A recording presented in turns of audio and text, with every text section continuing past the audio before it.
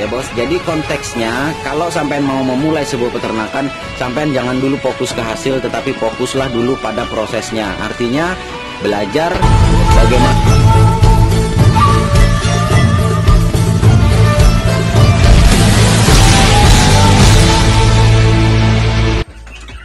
Assalamualaikum warahmatullahi wabarakatuh. Selamat pagi, salam sejahtera buat kita semua. Apa kabar bos? Balik lagi di channel kita Bakal Peternak. Terima kasih buat sampean yang sudah klik video ini, dan semoga berlanjut subscribe ya bos. Oke, baiklah bos, kali ini kita akan bersharing tentang bagaimana memulai sebuah peternakan. Jadi kalau sampean yang tadinya nggak ada niat nih buat beternak, langkah-langkah apa yang perlu sampean ambil dan apa saja yang harus sampean persiapkan. Jadi ini penting bos, supaya sampean jadi lebih terarah dan lebih bisa mengontrol masalah ke depannya ya. Jadi pada prinsipnya beternak itu sangat simpel bos, sangat simpel, tergantung bagaimana keteladanan sampean sebagai peternak. Ini saya contohkan ya, ini bagaimana saya mengelola kandang yang terbatas tetapi bisa memaksimalkan pertumbuhan dan memaksimalkan bobot. Nah ini ayam saya yang bukan pembesaran lagi, ini sudah masuk 1 kiloan ini. Masuk 1 kiloan, usia 2 bulan setengah. 2 bulan setengah dari ras turunan BK Filipin, jadi campuran ini bos. Nah ini masih campuran ras BK Filipin ini bakal indukan. Nah jadi kalau yang di sana itu hasil percobaan saya kemarin, layer dengan KUB. Itu kemarin tembus bobot 2 bulan 1 minggu, bobotnya naik 1,3 on setengah. Nah jadi bagaimana saya mengelolanya ya, jadi bagaimana langkah awal nih kalau sampean mau memulai sebuah peternakan. Jadi kemarin sempat ada yang tanya-tanya gini bos, mana yang lebih ideal, kita memulai dari anakan atau memulai dari indukan?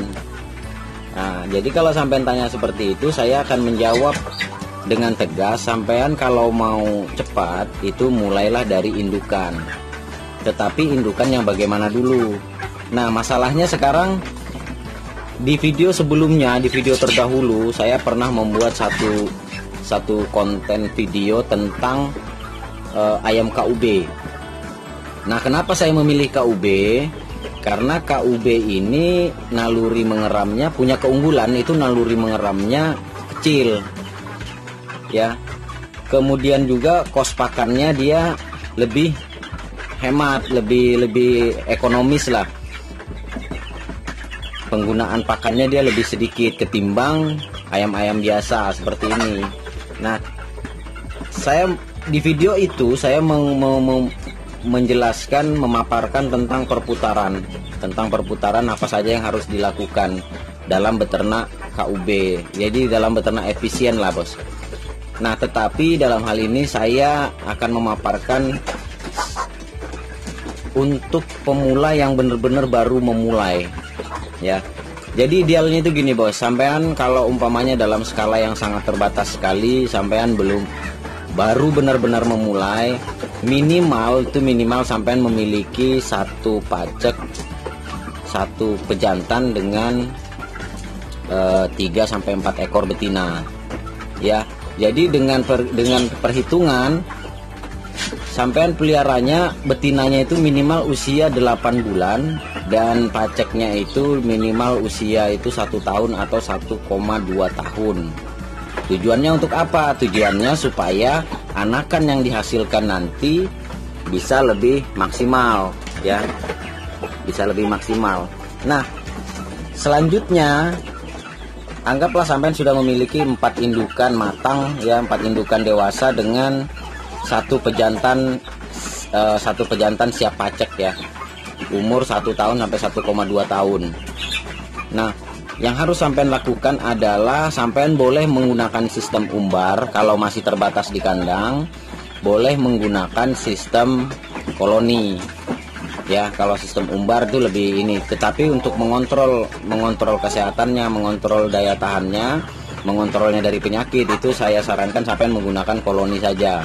Nah, akan tetapi nih bos ya, kalau dia sudah terbiasa dengan metode umbar, biasanya agak sedikit stres apabila dia dikandangkan. Tapi nggak masalah, itu biasanya memakan waktu 2 minggu sampai 1 bulan untuk adaptasi, sehingga betinanya nanti baru bisa bertelur. Tergantung dari pasokan nutrisi pakan sampean aja. Langkah selanjutnya harus sampean lakukan adalah, karena ini adalah sampean memulai dari indukan, sampean harus mulai memperhatikan nutrisi pakan. Nah, karena identiknya bakal peternak itu adalah pakan alternatif dan pakan fermentasi, berarti sampean harus mulai mencari sumber daya apa yang ada di daerah sampean, di sekitar sampean. Mudah didapat, murah, ya kan? Nah, jadi kalau umpama sampean contoh nih menggunakan dedak, ya kan, menggunakan dedak, kemudian sampean boleh cari sumber daya tepung ikan, ya, sebagai sumber proteinnya. Kemudian sampean boleh mencampurkannya lagi dengan sayuran hijau yang bisa sampean dapat dari bakul sayur, Apkir ya, sampean boleh minta. Selanjutnya lagi sampean boleh tambahkan dengan ampas jamu. Itu sudah cukup bos. Jadi cukup dengan dedak, kemudian sampean boleh diseling per waktu itu dengan ampas tahu yang sudah sampean fermentasi. Tapi ampas tahunya jangan banyak, karena dalam hal ini sampean memberikannya untuk indukan. Apalagi kalau indukannya itu sampean umbar, sampean kandangkan, wah jangan bos, nanti cepat kegemukan dia, nanti kendala di depan yang akan datang itu dia akan kesulitan untuk bertelur. Oke, next, setelah sampean menemukan sumber daya pakan, sampean harus bisa mengelolanya dengan cara fermentasi. Fermentasi itu bagaimana? Fermentasi sampean gak usah tanyakan lagi, sampean boleh simak di video-video kita sebelumnya tentang bagaimana memfermentasi pakan. Tujuannya tidak lain dan tidak bukan karena di sini kita menggunakan pakan alternatif, maka diperlukan proses fermentasi untuk memperbaiki nutrisi pakan pada pakan alternatif tadi. Yang kedua, untuk memudahkan ayam dalam mencerna makanan. Oke. Next, selanjutnya sampean boleh menerapkan sistem mesin tetas. Nah, di sini sampean harus mulai belajar lagi bagaimana menetaskan telur sendiri. Bagaimana caranya? Sampean boleh buat, tapi saya tidak menyarankan sampean membuatnya dari kardus. Minimal itu sampean bisa buat secara manual, tetapi sampean boleh secara manual ya, sampean boleh menggunakan alat-alat sederhana seperti termostat yang murah itu yang harga 45 ribuan, kemudian hygrometer harga 50 ribuan, sampean boleh pakai yang sistem seperti itu dulu, benar-benar full manual. Nah, jadi dalam konteks ini sampean benar-benar belajar. Nah, sekarang pedoman suhunya mudah sekali bos. Suhu mesin tetas itu antara 37,5 38,5 dengan kelembaban 50-60 untuk ayam. Jadi nggak repot bos, sampean di situ belajar. Kenapa? Karena dengan sampean belajar menetaskan telur, di situ sampean belajar memutus siklus pengeraman dan siklus pengasuhan pada induk ayam. Nah, tetapi boleh kalau seumpamanya nih sampean tetap diangkrem dengan indukannya tuh boleh, cuman agak lambat bos. Di sini sampean mengejar percepatan. Dan kalau sampean lakukan hal ini dari 4 indukan sampean itu, sampean bisa memiliki populasi minimal ke depannya itu 40-50 ekor itu hanya dalam kurun waktu kurang lebih sekitar 6-8 bulan ke depan. Percaya nggak percaya, sampean boleh buktikan.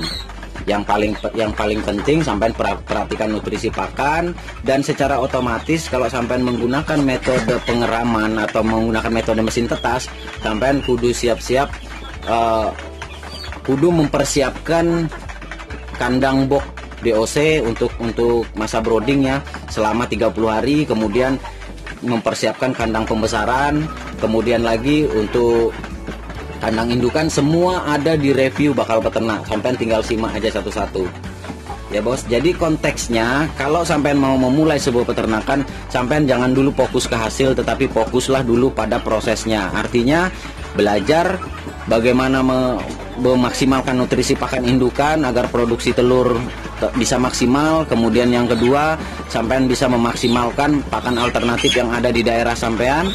Nah, yang ketiga, sampean bisa mulai memaksimalkan kondisi lahan sampean. Kalau maunya lahan sempit, tetapi bisa membuat nyaman ternak sampean itu. Contoh, kandang pembesarannya nggak bikin stres, kandang indukannya nggak bikin sirkulasi udaranya dan cahayanya bagus ya. Ini penting bos, karena apapun yang sampean siapkan ke depan, fasilitas-fasilitas ini sangat bergantung nanti kepada hasil ke depan.